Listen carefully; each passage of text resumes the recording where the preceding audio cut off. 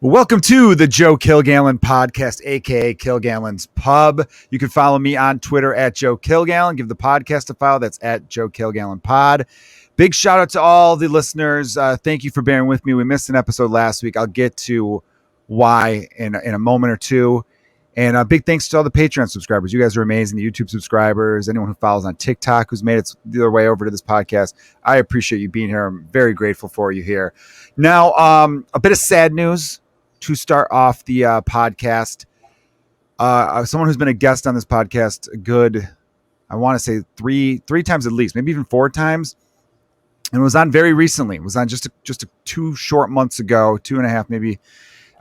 Samantha Berkman, a great Chicago comedian, a great friend, produced one of my favorite shows in the city called Camp, and along with Tessa Orzak, who's awesome too. Her boyfriend Toby McMullen directed my last hour. He's a hilarious comedian too, and the producer of a great podcast called Are You Garbage? I don't know why I'm listing credits. I'm just being weird. I'm never comfortable with these things. So she passed away. If you'd heard her episode, if you have not, pause this one and go back to listen to Samantha Berkman's episode from, I believe, February or March. And she talks about having stage 4 cancer, and just she was such an inspiration because she handled having stage 4 cancer better than any human being I've ever seen, just with such grace and humor and uplifting everyone around her. And, that's how you should go. I mean, that's, as hard as it is to deal with that. And it spread and it was bad. And I can't imagine the amount of pain she was in. She handled it in a way that, I feel like she was trying to put those around her at ease, because, you hear stage 4 and that's the scary one, right?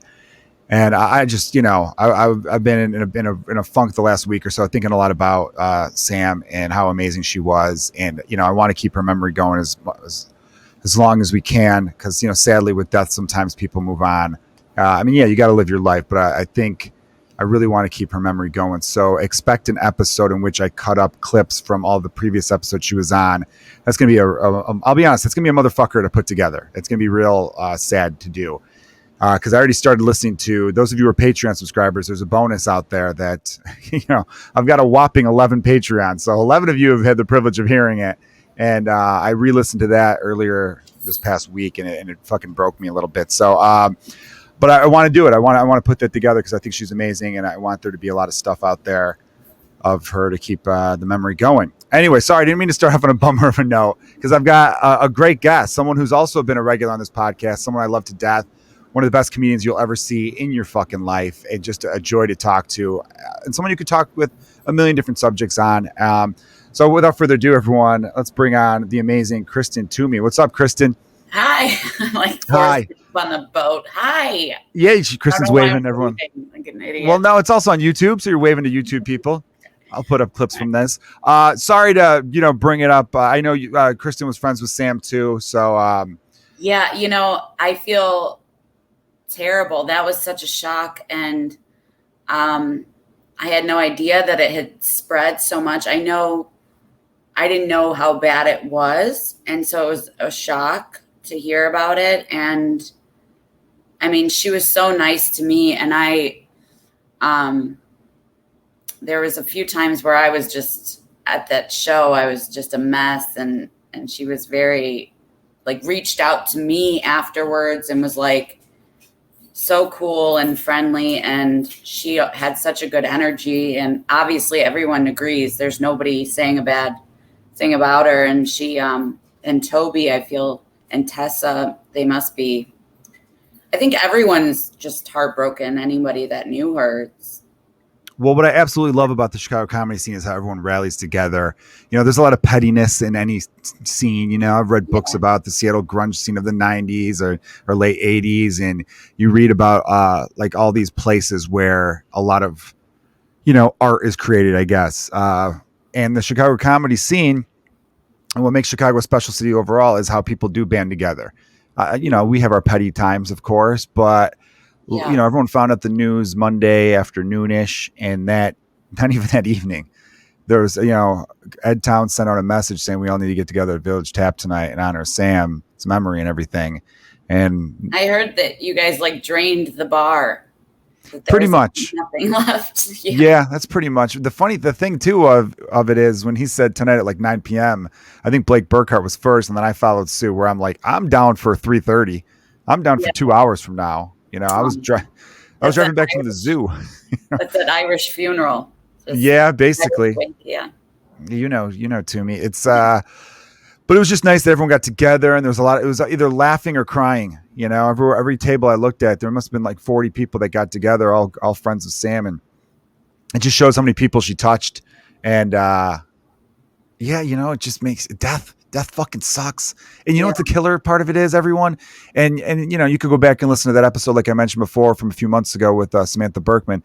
It started with a fucking toe. That's where the cancer began. Oh, I know. That's why it was like, yeah, I mean, extra shocking, I think. Yeah, it's, I remember I was going through, and this is a thing that, you know, I think everyone probably does now when a friend passes away. You could go through old text messages and old Facebook messages. I'm actually mad at myself. I set up a thing on my phone fairly recently where any text message over a year old, it automatically deletes. Because I did that. Yeah, I set it up to save space on my phone because I kept, you know, when you have 2 kids and I do a lot of video editing on my phone, I kept running out of space. And I already paid for like an extra 250 gigabytes or whatever the fuck it is. You know, I don't know anything about gigabytes, megabytes, dick bytes. I don't know what the fuck they're called. But I'm like, I can't go to the $5.99 plan or whatever. This is crazy. So then I looked at where I could save room on the phone. And now I'm realizing, shit, I'm missing messages from people that, you know, on a rainy day, you might want to go through and be like, oh, that was nice, you know? Yeah. Anyhow, this is normally a comedy podcast, everybody, but you got to get real with it too. You got to be real.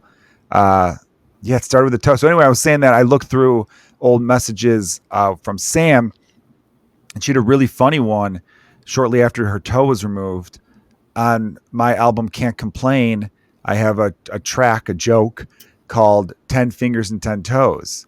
And so she must have had it on a shuffle on Spotify or something because she screenshot the Spotify, like, you know, 10 Fingers, 10 Toes thing, circled it, and then said, really, Joe? Fuck you. And I'm like, well, at the end of the joke, I endorse 8 toes. So even then you don't qualify being a 9-toed freak or whatever the fuck I said, you know, joking around. And then she was like, know what? You're dead to me. You're canceled, bitch. Like just the funniest shit. She was such a good roaster. She could bust balls so well. Yeah, you're like that too, Toomey. I feel like, knock on wood, I hope you never get any big disease, but I feel like you would handle it with fucking, you know, hilarious nature. Yeah, I don't know. I mean, I don't know. I was just saying, like, last night at Laugh Factory, I was talking to a group of comics, and I was saying, like, I mean, if I even hear about, somebody was talking about how they had lymphoma once, and I, like, passed out. So it makes, like, my anxiety gets, like, crazy. I'm like that, too. Yeah. I've talked about that in this podcast. There's, like, a name for it. It's called, like, it's vasovagal, vasovagal or vasovagal syncope or some shit. I'm not good at medical terms either. Yeah. I had a scare back in February. I have a thing called a mitral valve prolapse, which really isn't a significant thing. It was significant enough to get the COVID vaccine a little bit earlier than most people, but it's not like a big, huge thing. Just one valve shuts a little bit crooked, you know? And I think like 5% of people have, or 1%. I don't know. It's not, but again, not that serious. I go in for a cardiologist appointment because I haven't been to a cardiologist in a long ass time. They give me the EKG, which that's fine. I don't mind. You don't feel anything like that. They just put stickers on you and a computer does everything. But then the doctor, the actual cardiologist, came into the room and he was asking me some questions, and I was detecting a pattern enough from the questions where I'm like, what the fuck? Where's he going? Do I have swelling in my legs? And he was asking me, how do you sleep with your legs? And I'm like, I don't fucking know, dude. I fall asleep. I'm not looking at my legs. I think I'm putting them in a position. Like, it'll make me pass out on this podcast. All right. I'm sorry. I won't. Yeah, that would be fucking bad. No one's ever passed down the podcast. Joe McAdam famously threw up in the last 5 minutes, though. All right. So he's got that record down. Anyhow, and there's been tears, and I've been called a lot of mean names, and other names have been called back, and there's been some drama, but not for a while. Everyone, if you want a trip, go to the first like 10 episodes of the podcast. I used to have 2 people on and the drinking got way too heavy. And with 2 people on, it was just so many people talking over each other that it was bad. Long story short, he thought the EKG was showing an enlarged left atrium. So I heard like enlarged heart. And I know, I'm sorry. I'll stop. I'm sorry. Toomey's getting weird again. But I'm saying I passed out. I was like, oh, really? And then I got weird. Dude, I would too, especially from a doctor saying something. Oh God. Are you getting warm? Are you okay? I'm sorry. Drink the water. Drink water. See, Toomey and I, we're both in the same camp of being fucking pussies when it comes to shit like this. Yeah. No, all right. I'm sorry. I'm very sorry. It was a great time. I take it back. You would not have handled it well. Samantha Berkman is the fucking superstar in handling that shit. Yes. Unreal. I would not handle it well. Yeah, it's unbelievable. Yeah. But all right. Anyway, we'll try to shift gears here to some more fun stuff. Pull up. Yeah, pull up. We're about to crash. Kristen, you took a little bit of a layoff from stand-up comedy and you are back. And I, for one, am super excited to see you back out there. What's it been like? It's been great. Really great. I mean, I've been bombing, but, and your version of bombing though is killing for a lot of people, I feel like. Well, thank you. That's nice. I don't know. I think the first time back was terrible, but it motivated me to like, actually write some stuff down and really get out there. And then I really enjoy doing it. That's still fun. It's still fun to make people laugh and get up there. Well, let me pick your brain on that then, because you were on the podcast way back when, and you talked about your writing process and how basically there is no writing process. Right. Essentially, you think of something funny and you just go up there and say it. And I thought, okay, yeah, there's people who do that similarly. I know Bill Burr and I don't know about Chappelle, but I remember Louis C.K. There was people who were on record saying like, oh, I don't write my jokes down.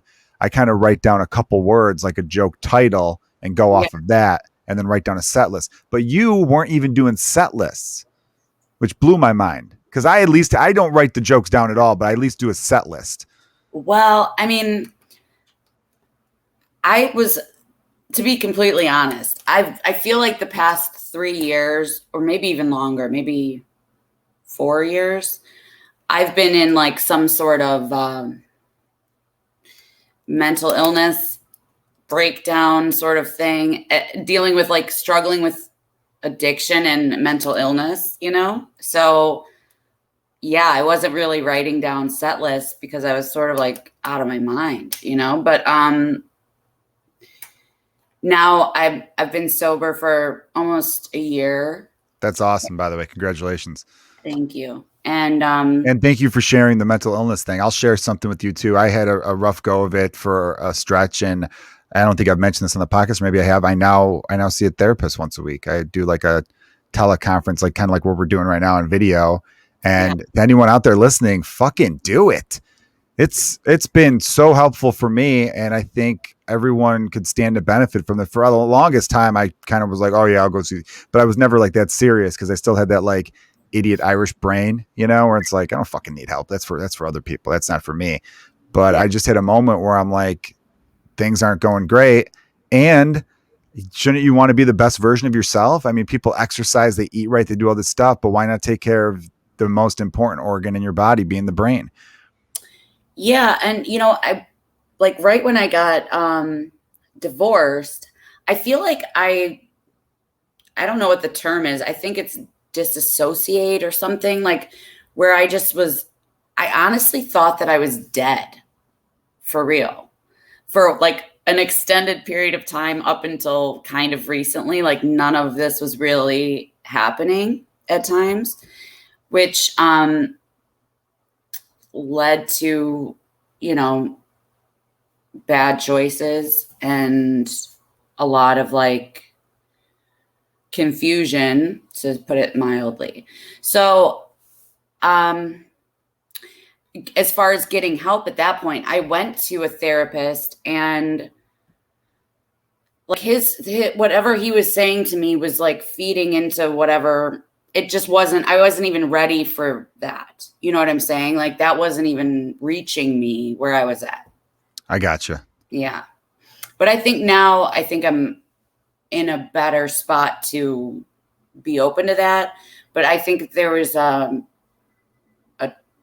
such a distrust in everything that, you know, I couldn't trust somebody like that to take what they were saying at face value, I guess.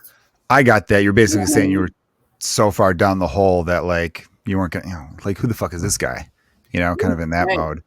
Yeah. Now, when you, by the way, thank you for sharing all this. And I think you, every time I've seen you a bit, I'm always excited to see you, but I feel like lately you definitely seem more focused, but your headspace that I've noticed is like you're remembering, oh, this is fun. This is stand-up comedy's fun. And I get to do this and this is great. And, you know, we had all these cool conversations where we're like, who are your favorite growing up and who's your all-time favorite of all time and who are your favorite in the scene. I can tell you're definitely just loving being out and doing it again, which I think is fun. And I think as comedians, we have to remind ourselves that.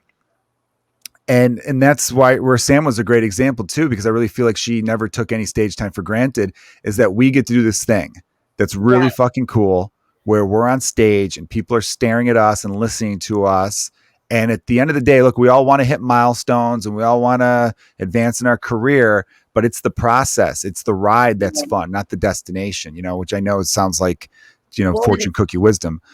I think because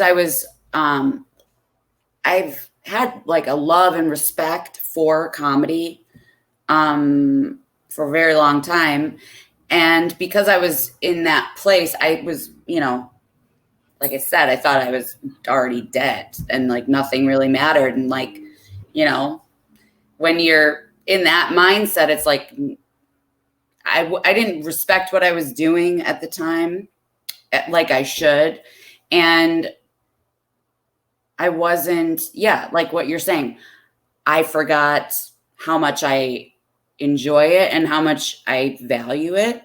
And I think being that low and watching stand up and actually without doing it, just watching it and having it lift me up out of that place was like, wow, is that the same thing that I was even trying to do? You know, because it works and it's really a powerful, beautiful thing that helps people.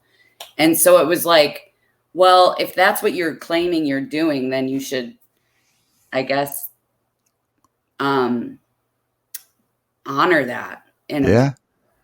That's incredible. That's great. Yeah. I love that. Can I ask if you feel comfortable enough when you said you felt like you were dead already? Yeah. In your head, were you just like, this is like a simulation, this isn't real? Did you think you were in hell or heaven? Or were you just like, are you saying metaphorically you thought like, I'm not, you know, I don't exist? Yes, to all of that. Yeah. At one point, all of that. Yeah, man, it was, that's very interesting. I would definitely, you know, I've been trying to think about it. And I think it's because, okay, so everyone during quarantine has been isolated, and when you're isolated and all you have is your phone as your only connection to anything else, that's really a dangerous, vulnerable place to be, because the stuff on your phone is, you get down certain wormholes and there's no one around you for me to be like, oh, this is the fifth dimension. And I didn't have anybody to be like, shut the fuck up. Like, no, it's not. This is, you know, Chicago. Like, go home, sit down, like have something to drink and shut up. And I didn't have that for like 3 years. So it was just like slowly altered. And plus I was high, you know, smoking. I didn't have my kids with me. So that's like such a big thing. You know, it's like such a part of your identity was just gone in a lot of ways. I stopped talking to a lot of people that were really close to me, and not having them. It's hard, you know? Yeah, it's such a fucking brutal year. I'm really interested in But this is seeing. like 3 years, I'm Yeah, saying. and that was like exactly. That So I had stretch a head started. start on it. And then the past year was actually great because I was so like, I'm probably already dead. So I'm going to go get a job at a nursing home on a COVID unit and like no fear about it. Very little fear. And that's something I would have never probably done, you know, and that was great for me to reconnect with society in a way. I think that was helpful, very helpful for me, more so than them. Yeah, I mean, did working with old people, did that kind of like put some things in perspective for you and like help snap you out of it a little bit? It did. It definitely did. I'm sorry I'm saying so much. I didn't even notice. Okay. Well, now you will, and now it's going to annoy you. Just be like me and replace ums with fuck. I do that a lot. I'm like, fucking, or do I go fucking? What was that fucking? You never do that? Yeah. Fucking. Shit. All right. It did. It did help me a lot. They're very, they'll still talk about things like faith and they've been through so much. And it was new to them because they haven't lived through, some of them probably. No, none of them were over the age of 100, but they've lived through the Depression. They used to make bullets for the boys in the war. They've seen it all. And so they really suffered a lot through this. They were locked up in their room and I got to go home every day. And I was like, if they can smile in the morning at me, then I need to be able to at least match that energy. And they haven't been able to see their families in person for, a year almost. And yeah, that's been so heartbreaking. So I'm really grateful for that 6 months that I worked there. Yeah, I got a great grandmother's in a home, and yeah, I mean, she's kind of in and out of like what's really happening and stuff like that, like with like dementia and stuff like that. But it's just that's brutal. I mean, someone had a tweet, I believe, or maybe it's a stand-up joke. I wish I knew who or where I heard it so I could give them proper credit, because it was really like, oh, that's interesting and kind of funny, in a dark way. But it's like some of these people, they were born in the Depression and now they're dying during a pandemic. It's like, what crazy dark chapters to open and close your life on. Yeah. Like, horrible. Yeah. So now you're writing, though. You're writing jokes down, because I said you look so much more, not look, but your approach has been like it feels like a more focused approach, but you still maintain that fucking badass Kristen Toomey. Like, because the way you take the stage, I've always loved the way you open your sets. You go up there with like just I'm gonna kick the fucking door down type of approach that is so much fun to watch. Thank you. Yeah, I think when I came back, I was sort of like, I don't know how much longer I can keep doing that and having that same intensity or whatever it is, energy, whatever you just gotta snack. I was about to use one of your jokes out of context, and I feel like listeners would be like, what the fuck is he saying? Kristen, everyone, the last time I did a show with you, I think it was 2 weeks ago, we were at Laugh Factory together. Yeah, you opened by being like, sometimes I like to smack my puss for power. I was like fucking cry laughing. And I know I feel like I've seen you do a variation of that before about like, patting the puss, and it just, the crowd was dying. It was like so unexpected. A defibrillator. Like the defibrillator. And actually, because I feel like it does keep me honest, which defib you later, but it also does keep me honest, because if I get up there and I'm trying to be too serious or something, and like I want to talk about, I think there's such a pull now to be like political. I mean, it has been like that, and to be prophetic or something. And you know, whether that happens or not on accident, I don't ever want to be like I'm up there just like with a pipe, like I'm going to, teach you something, because I'm not that. So I think if I slap my, like, then even if I say something serious after that, it's like, all right, well, we've already seen we've already seen your weirdo and you're kind of ridiculous. I love that. I actually do. I love that setting that fucking tone early, just letting the audience know this is where I'm coming from. But I almost wonder if I came across some weird videos on YouTube once where the one guy was talking about, like, he was talking about like testicles, and he goes, no, because he was addressing the video to men. He's like, you have to understand, this is where you create life. This is like a life source. So you have to be very, this is a source of power. And he was basically just like, rub them, do this daily. It's part of he was trying to do like meditation where it's like as you're meditating, you have one hand on your balls. And like I thought it was like some parody video. I mean, this guy's fucking with me, right? He's making fun of these like meditation guru yoga type people and being like, no. But at the end of the video, I'm like, oh, this dude's totally serious. And then when I saw you doing that video, I'll have to find it and send it to you. I think I've seen something like that actually. But is that where you got the pet and the puss for power thing? No, that came I don't remember the first time I did that, but I think it was because I was following somebody that had a lot of energy. And so and it was like probably late. And so I think I just made the joke on stage like come on, bitch, like you better wake up. Like just instead of like slapping yourself in the face. It's like wake up, Oh, come on, old gal, start getting her going. I almost wonder, man. I've often thought to myself, what would it be like for me as a dude? You can answer from the female perspective, I guess. Taking the stage a little horned up, like say I had like not a full on boner, but say I had like a 3/4 boner, which would be distracting to the audience. I'm not like throwing out bragging things here, but I'm just saying. You'd see that. You clearly see a 3/4 boner. I feel like even a small dude would probably show.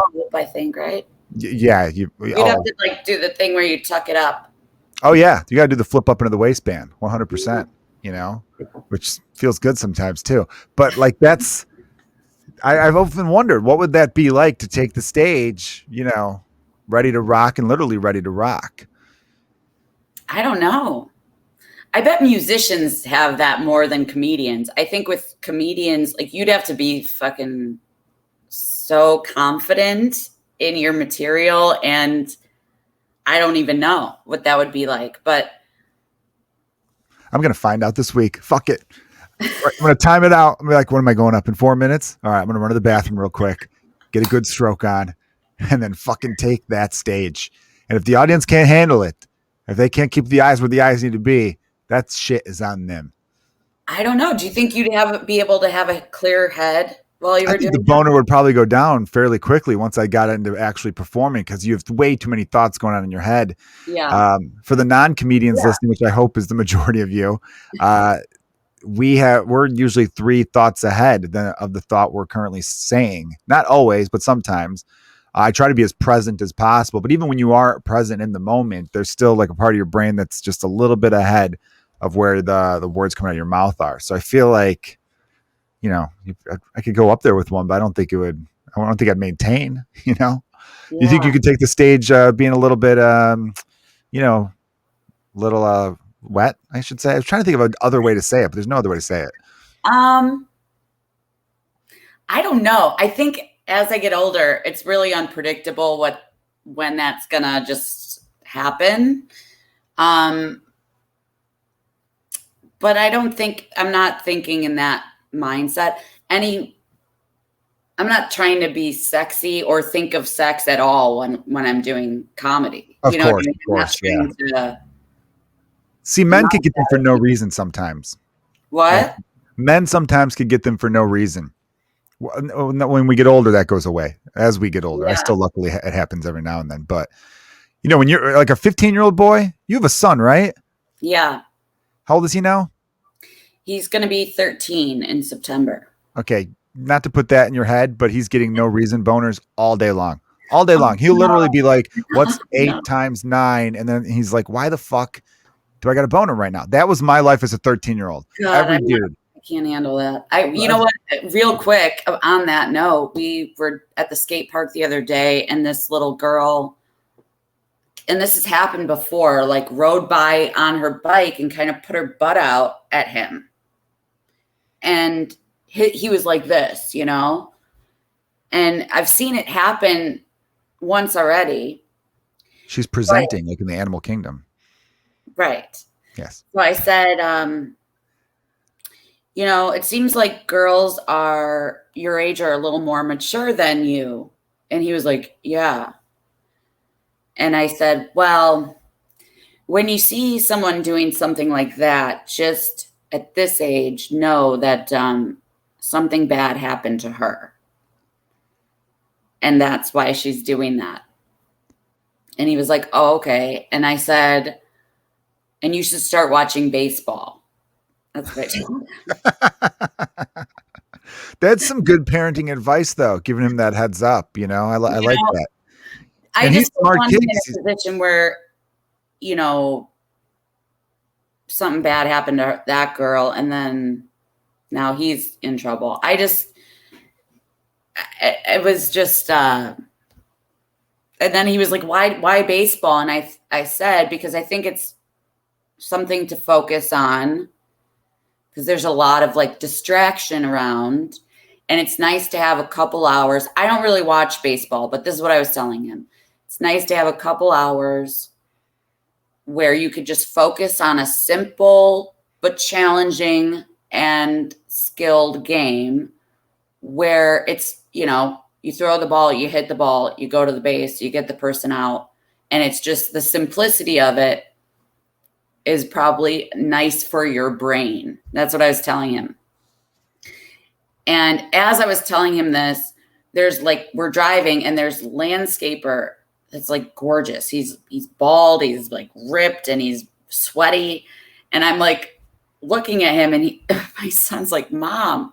And I'm like, yeah. And he's like, what were you saying? I'm like, I don't know. And he's like, I think it was baseball. And I was like, okay, yeah, well, I need to watch it too, apparently. I need to get some baseball. We're going to go to a game, I think. I had that happen on Sunset talking to Godfrey. I don't know if you met him. He's a really funny comedian. Yeah. We just showed up together. Oh, cool. Yeah, we were on a show at Hollywood Laugh Factory together when I was living in LA. And we were just talking about like women and being like the distraction of like, because I think there was like some really like model looking women in the front row at the show or something. And as we're talking about something, I go, for some reason I thought I could give like, oh, here's the way I try to approach it. Like I'm some expert on like avoiding distraction. And as I'm saying that, some beautiful woman walked by, and I literally turned and followed her. And then when I came back to it, he was like, you motherfucker. And he just started like laughing at me. I'm like, oh shit. What were we talking? I literally just completely went blank on everything. And the funny thing is I went blank on the exact subject we were talking about because I got distracted. And so I'm right there with you, Toomey. It's happened. But you got a smart kid though, because he's self-aware enough to notice when his mom's giving someone the eyes, and he's self-aware enough to be like, oh yeah, these girls are more mature than I am. Because I feel like when I was 13, if someone would have said, oh, they're more mature than you, I'd be like, fuck you. No one's more mature than me, you know, because I was a dipshit. But your kid's at least like, oh no, yeah, these girls are a little bit much for me. Yeah, you know, he's still the kids on his block are maybe a year or two younger, which is nice. So he's very into like playing outside, riding his bike, things like that. It's great. I mean, dogs making noise. And this girl, and this is the second girl, where it's a different vibe, you know? And I can tell that we talk about girls, and he's like, I'm not interested in them yet. So yeah, I just wanted to kind of address it before and just let him know that if they're doing something like that, it's been, because when I was that age, my friends were sexually active at 13. You know, I wasn't. I was sort of like the tomboy for the longest, still probably. And, but I remember that being happening. So I'm like, he's not ready. He's not that type of kid. And Yeah, which is good though. He's 13. He's so young. When I was 13, I was not sexually active, but I did finger a girl at the Burger King on Milwaukee Avenue. Your dog fucking loved that. Hey, thanks, champ. I appreciate the support. I love it when a dog's like, that was a howl that was like, he was proud of me, So good boy. What kind of dog do you have? Oh my gosh, hold on. Maple. Hold on. Is it a girl? Maple sounds like a girl name. Yeah, girl. I've got a girl dog too, Holly. She's a badass bitch. She's a 3-legged pit bull boxer. I got a boxer lab. I love those breeds. Yeah. Pit bulls are great too. Yeah. So maybe she didn't like me fingering. Maybe there was a howl of disdain, being like, "How dare you?" No, she was sitting on the couch and somebody was walking by. She gets mad at the mailman. She gets mad at certain people. Because she's a protector. My dog's the same way. My dog will bark at everyone who walks by. I want my next place to have it where like we have higher up windows because I had to put a couch in front of the windows, which initially we didn't have a couch in front of the windows. Just because which I'm kind of glad though, because my one son Dylan's an absolute nut job. I mean, in the best way. He's 2, so he just runs towards everything. And I feel like if the couch wasn't there, he'd run through the window one time. He's a little Tasmanian devil. Kid's amazing, but it's still like, dude, will you settle? I'm always saying, slow down, relax, careful. I yell careful constantly. Or gentle, I yell a lot because it's the two brothers playing with each other, and the 4-year-old doesn't always remember that. Oh, I'm twice your size. Yeah. Anyhow, though, yeah, but 13's young, so even saying that, like you were saying, you knew 13-year-olds were sexually active. I knew a few that were too. I mean, I was getting the stinky finger, and like so. Things don't change. It's still the same. I actually read that teen pregnancy is actually way, way down, which is a good thing. I think people are being smarter about it, but I do think you're onto something where if a girl at 13 is, that's young, that's pretty young to be like, here's my ass and showing the ass like that and kind of popping it out there a little bit. Clearly she's looking for some kind of attention that she's not getting from someone, or she, you know what I mean? Like that's, sort of like you've been groomed to do that, or even whether it's by your phone or TikTok or your family or whatever society, whatever your algorithm is. When she's an adult woman, go for it. But at that age, I feel like there's something missing, right? Well, and I think, yeah, I mean, it's, and you're right about the algorithm thing. There's definitely some scary stuff to that. It's scary, and it is scary, and you don't know if it's her parents or her family or if it's on her phone, but whatever it is, it's like whoever she's looking up to, that's the type of stuff they're doing. And he's watching fishing TikToks, gamer YouTubers, and thank God. Well, that's where TikTok's actually kind of cool, is they'll show you more of the stuff you like. So that girl probably, if she's getting her influence from TikTok, which who knows, she's probably getting a lot of those dances and it's getting shoved in her face, which is bad. Where he likes one fishing video and now it's a bunch of fishing videos. Because I was kind of a Marvel fan. Like I loved the movies. I started seeing a few videos on TikTok where people like made their own little montages of like Iron Man or Captain America or something. And then I was like, getting into all of them. And then I started following accounts where they take deep dives where they're like, here's what this meant in this issue of the comic book and why it's going to play into this next movie and all this kind of really nerd shit, to be honest.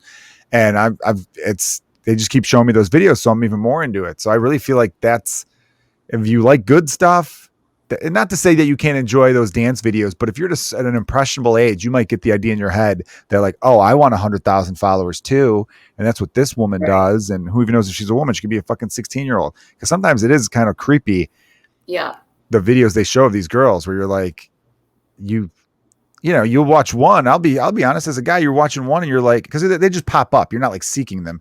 Right. And you're like, oh, wow, look at this. And then the pans up to her face and you're like, and you turn the video because you're like, Jesus Christ, the way the video angled, you're like, oh, this is a woman. And then you see her face when the camera goes wide and you're like, okay, you're clearly 16 and now it's wrong and get off Right. my fucking timeline. They really do need to have like a thing where it's, if you're 18 and under, this is your TikTok or your app, because Instagram's bad too. You know, you'll see people in bikinis and shit. I guess there's not dancing. Anyway, though. Whatever it is. I mean, I don't really watch any of that stuff, you know, but I know it's out there. I don't like I stopped watching porn like 3-4 years ago because I saw. I gave it up for Lent. Oh, good. Or December. I went porn free in the month of December. That's good. Yeah. Yeah, I feel like I didn't stay off of it. That's another thing for adults. Sort of the same thing. I think you desensitize yourself, and it's like you up that ante all the time where it takes so much. And I saw some video. I think the last time I watched it, it was like at some point it was obvious that the woman either didn't want to be there or didn't know that she was there. You know what I'm saying? Yeah. Right. That's bad. Right. And I was like, okay, what am I a part of here? So that put me off of it. And then you don't really need it either. Like you have a brain and imagination, you know, that's just, it's sort of like the fast food of masturbating. It's like, just, it really is. It's like, that's fun. No, you're right. But I'm laughing because it's a fucking, you're so right. It's funny. That's, you know, truth. It's like constantly eating Big Macs and shit. And then you feel gross after it, you know, and I think it's just really bad for everybody. And in a lot of ways, like fast food, it's so many choices. Bigger problem as well, like as far as human trafficking and things like that. Yeah, I don't even, if I come across a video that looks like any kind of like bondage or the guys treating the women like shit, I just go, no, I can't watch this. And in my head, I'm like, it's fucking 2021. How are they even still making videos like this? Or at least, everyone's got their kinks, I guess, and their fetishes, but yeah, some of it's too much. Yeah, because it makes you think I'm fucking boring. If this is what the world's into right now, I'm boring because I don't want any of that. I don't want any of that garbage. I saw a TikTok video once where the woman, like, she was super attractive, of course, and she's like, if you had me for 24 hours and I couldn't say no, what would we do? And I commented, I would ask why you couldn't say no. What the fuck's going on? Does someone have your family? Is there some kind of like kidnapping and you have to do whatever the person says? Blink twice if you can't. Like, that's creepy. I don't know. I think she probably meant like, I will do whatever you want. But like just the way it was phrased, like you had me for 24 hours and I couldn't say no, what would we do? I would be like, again, I'd be like, why can't you say no? You should say no. Right. I might ask you to do something. I might ask you to lick my armpit. That should be a no. You should strongly say no. By the way, I'm not into that. Don't be spreading rumors that Kilgallon likes his armpits licked. It's fucking gross. I don't even like my armpits touched. So even by myself, man, thank God, like deodorant, you know, it's like a stick. Imagine if you had to put deodorant on like in your hand, you know, you touch your own pits. It's disgusting. I think armpits are fucking gross. But you know yeah, I used a secret bottle. Okay. So I had a stiff neck and shoulder, and you know, the secret deodorant with the blue with the rounded cap. Yeah. pH balanced enough for strong enough for a man, pH balanced enough for a woman. Secret. It's great. Right. I've used it before in a bind. I was driving and my neck was hurting so bad, my shoulder. And I got that out of the middle thing in my car. And I was like, just beating myself with it and massaging myself with it. And it worked really well. I was like, that's the secret. This is also a massager. That's why they have the cap like that. See, oh, okay. See, the cap was kept down. I thought you had like, you were like rolling it all over your back. And I'm like, you got deodorant flakes just going off your spine. That's weird. No. The cap is like hard and rounded. And you can really get in there and work out like a kink. Yeah. No. Not the porn kink, but a kink. Yeah, a kink. Yeah. All right, Kristen, are you ready for one of my new segments here I've been doing on the podcast? It's called 5 Good Ones. By the way, everything we just talked about, I feel like Sam Berkman would have loved. Porn being like fast food and all sorts of other, you know, crazy ass shit. So that made me smile just now. So, all right, here we go, Toomey. 5 good ones. Question number 1. What has been your favorite moment in your comedy career? In my career? Yeah, your comedy, like that, your favorite moment that you've experienced since you've entered the world of comedy. And I know it's a tough one. So Well, the flyer for it just came up the other day on Facebook, and I would have to say that it reminded me that that's probably at the Turnbuckle Festival in Iowa. It was at Codfish Hollow, which is a barn on a farm, and we did mushrooms. It was in 2017 or 2016, and the lineup was Brody Stevens, Kyle Kinane, Sam Talent, Nick Thune, and it's a great comics. me and Rena were there, and it was so much fun. We met a bunch of people that we've, worked with again and again, and it was a great time. There's music, wrestling, and comedy. That's a fun like multi like different fucking events you could go to and stuff like that. Yeah, and I you like took festivals a like that. tractor. They picked you up on like a hay ride and took you down to the venue, and it was really cool. That we stayed in this house that was really interesting and artistic and had a lot of character, and it was a fun time. Great weekend. That reminds me, everybody, shameless plug. I'm going to be in Davenport, Iowa at the Renwick Mansion, Oh which is yeah, a that's comedy fun. show. Yeah. And you and I did a festival in Iowa once together. I remember we drove out together. Yeah, where was that? Which one was that? That was, Alternating Currents? yeah, alternating currents or whatever. And that was in Dubuque, I believe. And myself, you, and Kyle Scanlon, we all drove out together. That was a fun Yeah. time too. Yep. All right, beautiful. All right, question number 2. Okay. This might be kind of a basic bitch question, but I like it. If you could have any superpower, what would your superpower be? My superpower would be I don't want to say anything boring, but I think it would be to fly, because I fly in my dreams, and that's always nice. Feels good. Are you the type of person who wakes up and remembers their dreams? Sometimes, yeah. Most of the time. And I've got a very close friend, my best friend, Meg, who I've known for a very long time. And I call her and we talk about our dreams a lot. If it's an interesting one, we will. Can she analyze people's dreams? Do you know anyone who could do that? We try to do that actually with each other, but we don't have any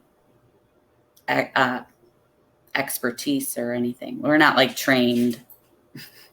Every now and then I have a dream. Yeah. Some people might be trained in that world, or they read a book or two on how to like, I bought a book. I can't even find it. It was like interpreting your dreams or something. I was like at a dollar store. So who knows if it's any good. Yeah. And I'll wake up and for the most part, remember my dreams. But I've sometimes have a recurring one where I'm back in my old neighborhood in Chicago, which is funny because I only live like 3 miles from that neighborhood now. So it's not like it's this weird foreign place to me. And then there are times in the dream. So I'll be like within that neighborhood, running around, going down certain streets, and then turning where another street should be, but it's a different street. And I'll realize I'm in a dream. I'll have that sometimes where I realize I'm in the dream. Yeah. And then I kind of wake up. It's like lucid dreaming, I think. Yeah, lucid. I've had that too, where I was in a good stretch where I would wake up where I'm like, damn it, I was enjoying that. And then I was able to go back into that part of the dream. Like I'd fall back asleep and go into it, which is something I've only been able to do a few times. But I would like to, I know there's people who like teach that in a way. So I'd like to get on board with that because that sounds pretty interesting. Yeah, I usually dream about the same place I grew up to, or Chicago. Sometimes I'm flying around. Yeah, I've had some LA dreams recently, which is weird because I had a strange relationship with living in the city of Los Angeles. It's so different than Chicago that literally my first couple of years I felt like, do I even live here? Or is this just a long vacation? This isn't a place people live. 80 degrees every day. It's strange. I don't think I could live in LA or New York. And I've been thinking about that. I've actually been trying to like get a bit about it. I feel like tell me if you think this is true. Okay. I feel like people in New York are afraid to look like they care, like they give a shit, even if they might. And in LA, I feel like they're afraid to look like they don't give a shit, even if they don't. Yes. And I feel Yes. like in Chicago, it totally depends on whether we like you or not, if we give a shit about the issue. It's very like, I don't know. I think that's what it is. No, I think you're definitely onto something there. LA, though, it's been a big shift. LA kind of follows whatever the mainstream type of wave is on a subject matter. Because as America's gotten more political with like 24 news networks and social media, of course, is crazy with it, LA followed suit. Because when I first moved to LA in 2014, it wasn't, it was more political time than maybe 2004 or something like that. I don't know. But so many of my LA friends, they didn't know who the fuck the mayor was. They didn't give a shit. Where Chicagoans, if they want to be like political in a weird way. It depends if they care. You're right. Do you give a shit? But I remember thinking to myself, well, I met people who moved to Chicago and 18 months later were like, I'm not fucking voting for that guy. We need this person in charge and we need to take better care of the schools and we need to do this. I'm like, you have no one in the schools. You moved here 18 months ago. You might be gone in another 18 months. Come on. You're not fucking from here. Why do you give a shit? Like when I moved to LA, I didn't give a fuck about local issues until maybe they started affecting me a little bit with some stuff. But for the most part, I'm like political issues in the sense of like Lori Lightfoot or something. Although I will say you're correct about that. Everyone I know and live near, by the way, I told my neighbor to go fuck himself. Like we got into a fight. So it's really awkward because it's right there all the time. But he had a dog barking in my face. Anyway, everyone hates or has a strong opinion about the mayor, which I don't know if that's like that everywhere else. Yeah, I mean, maybe I'd have to ask listeners all the time. And yeah, and Daley was the same. Rahm was the same. Chicago's the fucking mayor's fault, the mayor, as we would say. Yeah, like, they put it on the mayor. They put it on the mayor a lot. So, but you're dead on. Every New Yorker I know kind of gives that, I don't fucking care. And LA, it's like, we need to do this. We need to do that. There is like that sense of they care. They don't want to look like they don't care. They don't want to look like they don't care. It doesn't mean, and what I'm saying is I think human nature is like, we all care a certain amount, but I think the perception is like, they're terrified to look like they don't care enough, about everything. You have to have a comment about everything. You have to be, say the right thing all the time about every topic. And I don't think that's realistic. I don't think that, either way. And I also think not giving a shit about anything isn't realistic either. Yeah. I was a guy forever that wore Chicago on his sleeve, and I love Chicago, but I'm definitely going to try to downplay it a little bit when people are like, you're Mr. Chicago. I'm just gonna be like, I didn't choose to be born here. It so happens I'm from here. I think it's a great town. I love living here for the most part. Yeah. But sometimes Chicagoans, we do need to tone it down a little bit because we are known for, I've seen it in a lot of different places where it's like, no one will ever love anything as much as people from Chicago love telling people they're from Chicago, like that sort of thing. Because look, there's more to you as a person than where you're from. I get annoyed by that as well, which is why I don't even mention anything about where I'm from ever on stage. But until this thing that I was saying, because I don't anymore. I used to though. And anytime I hear somebody talking about the pizza or any of that shit you hear all the time, I'm like, ugh, I don't want to. I'll turn it off or like leave the room or whatever. I just, You're over it. All right. I agree. I agree with you. Question number 3, which U.S. president would you want to go down on you? Oh, geez. Bill Clinton, obviously. Definitely Bill? No. Epstein Island ruined that. Oh, yeah. Right. You know what? And in hindsight, the way everyone treated Monica was so shitty that. True. That was terrible.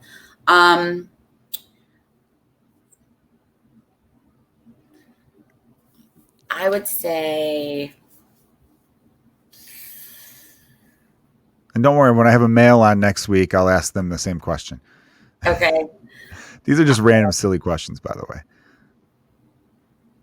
I'm trying to think. Would you, Lincoln, a little too lanky? Also, rumors that he was gay, so he probably wouldn't be even good at it, you know? Right. You think Lincoln was going down on Mary Todd on the reg? Probably not. No. Although he'd tickle you with that chin hair. I feel like maybe if you work that in there, it might do some wonders, perhaps. Just say Nixon so we can move on to the next question. I was thinking Nixon, like, oh yeah. No, I would say Washington. Well, he's number one, you know? That's why. Did he have wooden teeth though? Ooh, you get a sliver down there. Why would he use his teeth? But you don't understand. Choice I could have picked. That's actually the worst choice. How are you not going with JFK? Because I don't want to get murdered. Oh, that's true too. Yeah. You're probably over Irish guys too, right? Yeah, definitely. Yeah. All right, question. I don't want to get any more attached to him because I know what's going to happen. Yeah, that's true. You don't want to be in that convertible reaching for the back of his skull. Who wants that in their life? I know. Question number 4. Do you like giraffes? Is this about my neck?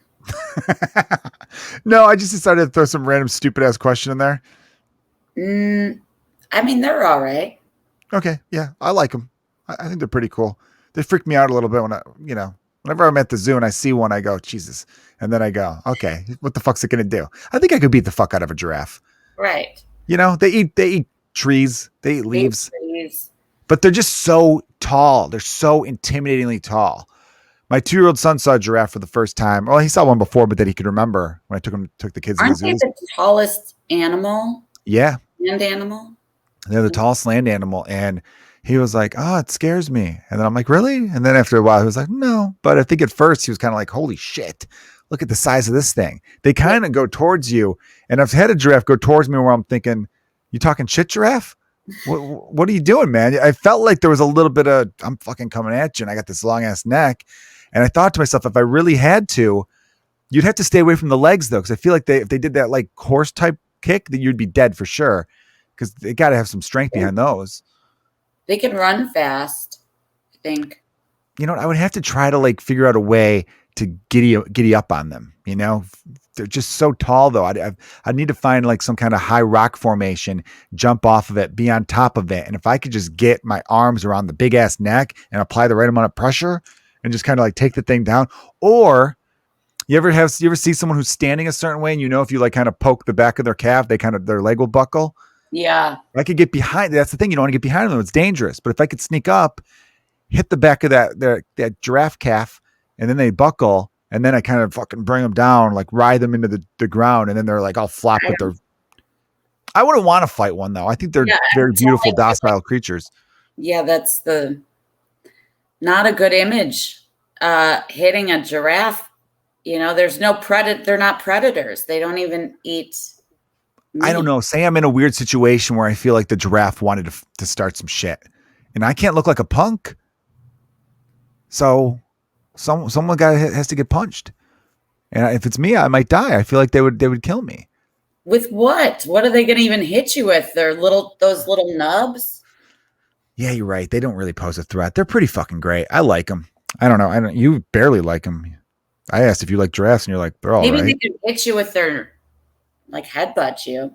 They could do that. That's a good point. That's probably how they fight. Well, I just wanted to bring up the fighting because here's question number 5. What celebrity, living or dead, would you want to fight? It's a tough question, right? Yeah. There's probably so many out there. No, there isn't. There really isn't. Yeah, you're not a violent person. You know what I like about you though? You can be, but it's usually for good reason. It's usually like we're in a public place and there's someone else being a prick to everybody, and you're like, I'm gonna fucking throw my beer in this asshole's face to tell him to settle down. Which I like that about you. But even sometimes I don't even do that when it's like I probably should. So I'm trying to think of who would I fight. I'd have to have a good reason. Has any celebrity ever wronged you that you met? You ever met someone where you're like, that person was a dick? You've met some famous people. Come on. You don't want to say it because you're like, I might get back to them. No. Nobody gives a shit what I say. No celebrities ever wronged me that I know of. So I would say probably, what's that guy? You know who I'd want to fight? Just because it would be fun. And I think I said I wanted to fuck him another time. Alex Jones. I listened to a podcast about Alex Jones, like making fun of him, I guess. But I don't believe everything he's saying, but I think he's fascinating. And he would be somebody that intense sort of reaction, I think that could get out of control. I think that could lead to a fight. But it would have to be like something like that. Okay. Energy. So it's that energy that made you thought I would like to bang him, maybe? I don't know what it is. I think it's just such a bizarre energy. I don't know how to deal with it other than I think if I was going to fight someone and he's the first person I would think. He would be fun to fight. I agree with you. I wouldn't mind knocking him out. My ass for sure. I would not be able to win. He seems like doesn't seem particularly tall, but he seems big. Yeah. Big shoulders on him. I think it'd be a good story. It would be a great story. The sexual part, I think you might want to talk about with a professional about why you're into Alex Jones sexually. I'm giving you shit. Not really. You could be into whoever you want to be into. I think he's so strange. You like broken people. You like bad boys. You like. He's not a bad boy. He's not really a bad boy. You're right. I do love broken people, though. I've never heard. I just know he's a piece of shit for his takes on the whole Sandy Hook stuff. But I've honestly never heard more than him. I've never heard him talk for more than 2 minutes. I've seen like clips. People share a clip. Oh, Alex Jones did this crazy thing, and I just keep scrolling. I never click to be like, what did he say? Because I just don't care. Even when he's been on even when he's had conversations with people I like Tim Dillon, I find to be hilarious. I've met him a handful of times. He's a good dude. I've never been like, oh, I want to hear him talk to these guys. Yeah, Tim Dillon's a fun dude. Yeah, he's great. And he's killing it too. Yeah. Yeah. I mean, I've watched Alex Jones on, Rogan, and he's just fascinating. Obviously, I don't agree with what he's saying. I feel like I really think something like he knows something. And so it's just sort of way too much. Like, I feel like some of the stuff he says might be true, but then most of it, it's like he knew something. And so they just flooded his brain with a lot of nonsense. So it cancels it out. That's kind of what I think happened. I think that's a sound theory. I'm going to have to, I don't know. Maybe I'll check out the one he did with Tim Dillon and Rogan. I'll have to give that one. I heard that was pretty entertaining.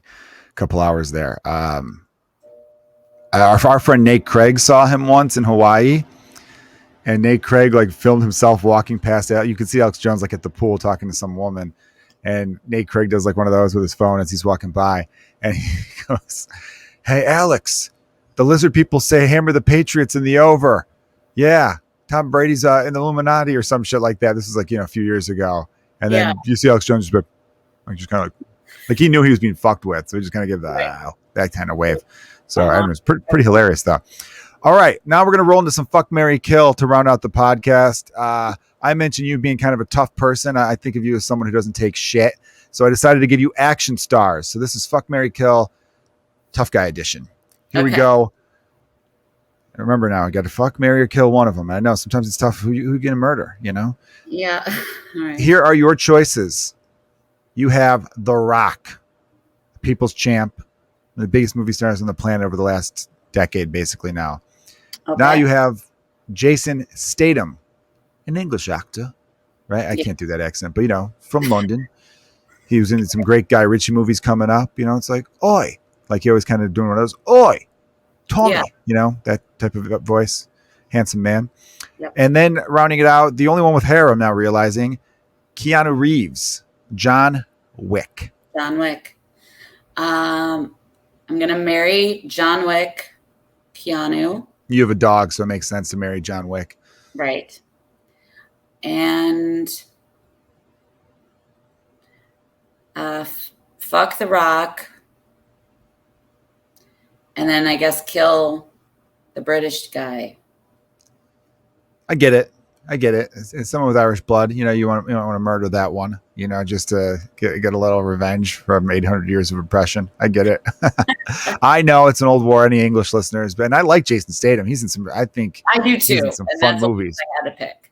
But I understand that kind of put you in a position where it's like, if I was in your brain, I would have gone the same path, because Keanu just seems like such an interesting, cool dude. He's been on he doesn't do a ton of interviews, but when he's on them, I'm always like, I'd like this guy. I kind of want to mind. He's like this. Him, I think he is. He's internationally loved, but he's, certain people you're like, I would like to have lunch with him. He seems like that type of dude, or dinner. I don't want to party with him. I don't want to do it. I want to be able to like not compete with him. And I've heard all sorts of great stories about him doing favors for people. And there was that one video of him where he was on the New York subway and this person was secretly filming him. So we had no idea he was being filmed. And he saw like a woman standing and he like got up and go, take my seat, And so it's like, he's just that type of guy. Yeah. And The Rock, definitely, you got to respect what he's done. I mean, his production company is called like $7 or something, because he famously had like $7 in his pocket, or $7 to his name, when he decided to go for it as a professional wrestler. Now, granted, his father and I think grandfather or uncles were professional wrestlers, so he knew how to get into that world. Mm-hmm. So, for people listening, every now and then, and don't get me wrong, he still put in the work. That guy works his ass off, but I definitely don't like it. That is a lot of parallels to comedy and wrestling, and obviously, like Marty and everybody talks about it, and Cole Cabana's been on this podcast. No, I have so much respect for that world. I do. Yeah. Because they put their bodies on the line, and there's no guarantee. And for every The Rock, there's 300 dudes you've never heard of, or way more than that. What am I even saying? But I wanted to mention that, yes, he put in the work. He did all this. He earned everything he got, essentially. But getting your foot in the door, I don't know. Every now and then I come across these motivational videos and they bring up The Rock, and I go, yes, but don't leave that part out. He's still an inspirational story, with the fact that he comes from a family of wrestlers. But sometimes they leave that shit out, and I'm like, don't, because you're misleading some people. Right. Because a lot of times when people share these success stories, they do it as a way to motivate you, but they leave out important tidbits, and what it ends up doing is making people feel even shittier when they don't come close to reaching that level of success. They think, fuck, that person's just better. And it's like, well, they actually had a little help. So don't fucking beat yourself up for when you need to ask for some help. Nobody really does anything alone. People try to act like, I did this all by myself. No, you fucking did not. There's literally nobody. Someone's gotten help from someone here or there along the way at some point in their lives. And, I know those people try to ignore it and be like, no, all me. There was that one fucking dickhead, like even Trump had that. It was a soundbite of him when he was on some show. He goes, I did this all by myself. I had a very small loan of $1 million from my father or something like that, which at the time, $1 million loan was like the equivalent to a $50 million loan today. So it was like, okay, sure. And then you got $100 million off of when he died or he croaked. I just there's nothing wrong with having help, but fucking admit it. People hate you for the lie. They don't hate you for having help. Yeah. They just look at you as you're fortunate. Yep. But you know what? People will hate you for having help. So people will find a way. Yeah. Yeah. They'll find a way to hate you for anything, I suppose. I don't know. I mean, I don't know. I don't care either way, like about that.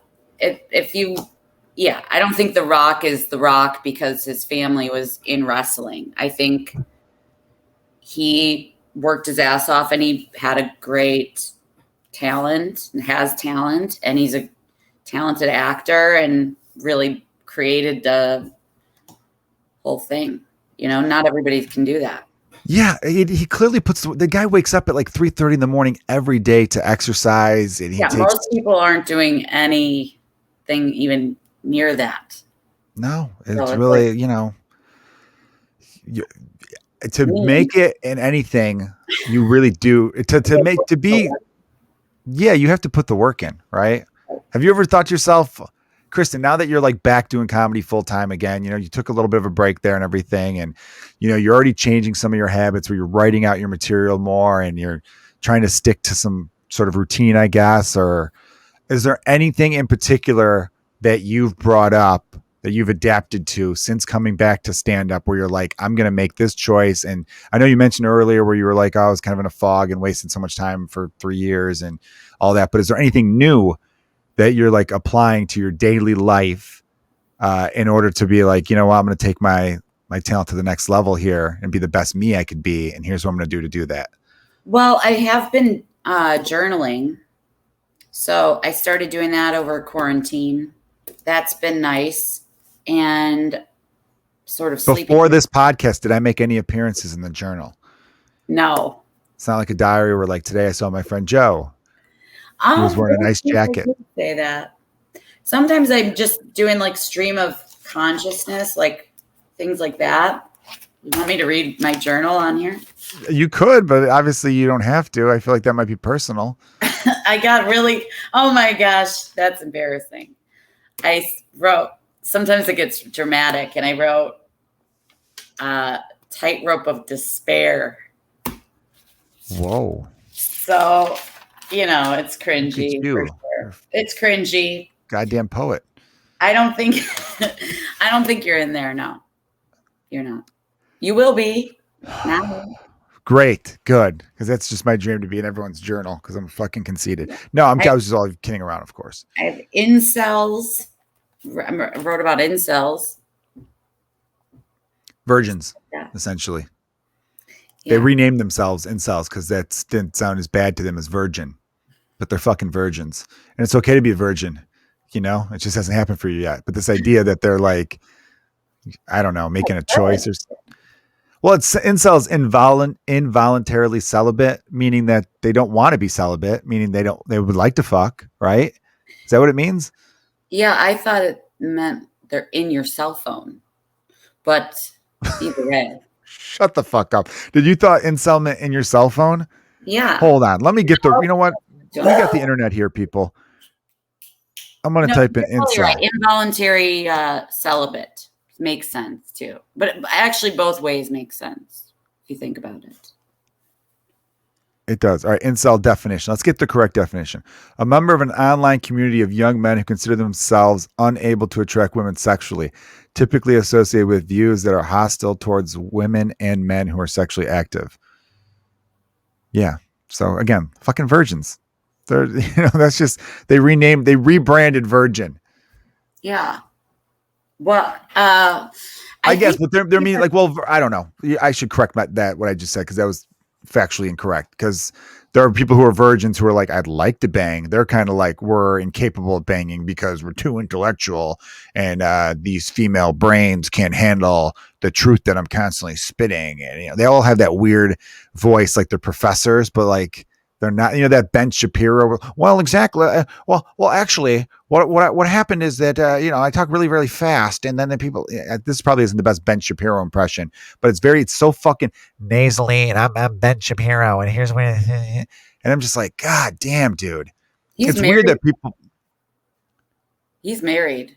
I know. Yeah. Can you imagine hearing that voice? He's. I'm about to ejaculate, sweetheart. Like.